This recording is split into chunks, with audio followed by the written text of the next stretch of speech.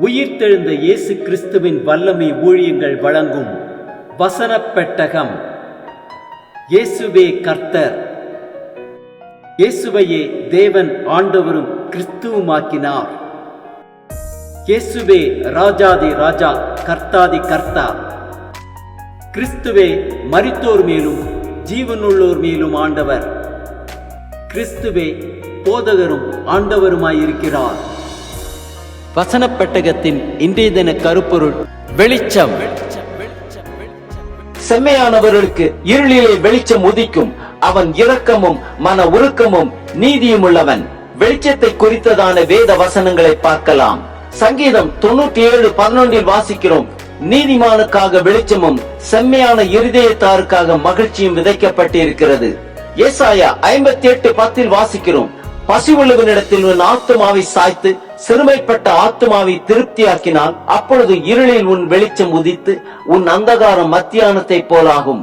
மல்கியா 4:2 வாசிக்கிறோம், ஆனாலும் என் நாமத்துக்கு பயந்திருக்கிற உங்கள் மேல் நீதியின் சூரியன் உதிக்கும், அதன் செட்டைகளின் கீழ் ஆரோக்கியம் இருக்கும். நீங்கள் வெளியே புறப்பட்டு போய் கொழுத்த கன்றுகளைப் போல வளர்வீர்கள். மீகா 7:8-9 வாசிக்கிறோம், என் சத்துருவே, எனக்கு விரோதமாய் சந்தோஷப்படாதே, நான் விழுந்தாலும் எழுந்திருப்பேன். நான் இருளிலே உட்கார்ந்தால் கர்த்தர் எனக்கு வெளிச்சமாயிருப்பார். நான் கர்த்தருக்கு விரோதமாய் பாவம் செய்தேன், அவர் எனக்காக வழக்காடி என் நியாயத்தை விசாரிக்க மட்டும் அவருடைய கோபத்தை சுமப்பேன். அவர் என்னை வெளிச்சத்திலே கொண்டு வருவார், அவருடைய நீதியை பார்ப்பேன். ஏசாயா 50:10 வாசிக்கிறோம், உங்களில் எவன் கர்த்தருக்கு பயந்து அவருடைய தாசனின் சொல்லை கேட்டு தனக்கு வெளிச்சம் இல்லாததினால் இருட்டிலே நடக்கிறானோ அவன் கர்த்தருடைய நாமத்தை நம்பி தன் தேவனை சார்ந்து கொள்ள கடவன்.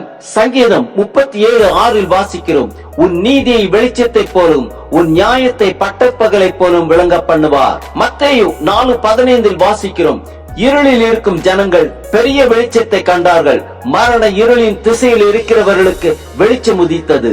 மத்தேயு 5:14-15-16 வாசிக்கிறோம், நீங்கள் உலகத்துக்கு வெளிச்சமாயிருக்கிறீர்கள். மலையின் மேல் இருக்கிற பட்டணம் மறைந்திருக்க மாட்டாது.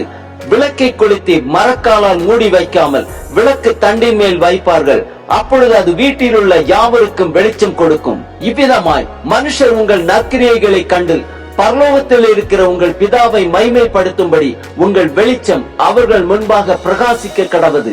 லூக்கா 11:34-35-36 வாசிக்கிறோம், கண்ணானது சரீரத்தின் விளக்காயிருக்கிறது. உன் கண் தெளிவாயிருந்தால் உன் சரீரம் முழுவதும் வெளிச்சமாயிருக்கும். உன் கண் கெட்டதாயிருந்தால் உன் சரீரம் முழுவதும் இருளாயிருக்கும். ஆகையால் உன்னில் உள்ள வெளிச்சம் இருளாகாதபடிக்கு எச்சரிக்கையாயிரு.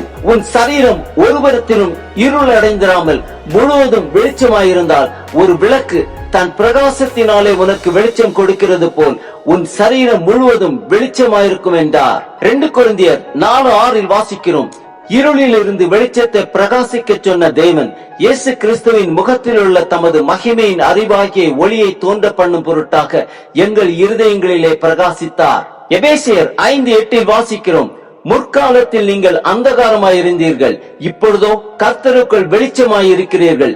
வெளிச்சத்தின் பிள்ளைகளாய் நடந்து கொள்ளுங்கள். 1 தெசலோனிக்கர் 5:5 வாசிக்கிறோம், நீங்கள் எல்லாரும் வெளிச்சத்தின் பிள்ளைகளும் பகலின் பிள்ளைகளுமாயிருக்கிறீர்கள். நாம் இரவுக்கும் இருளுக்கும் உள்ளானவர்கள் அல்லவே. ஆம், செம்மையானவர்களுக்கு கர்த்தரே வெளிச்சமாயிருக்கிறார். கண்ணானது சரீரத்தின் விளக்காயிருக்கிறது.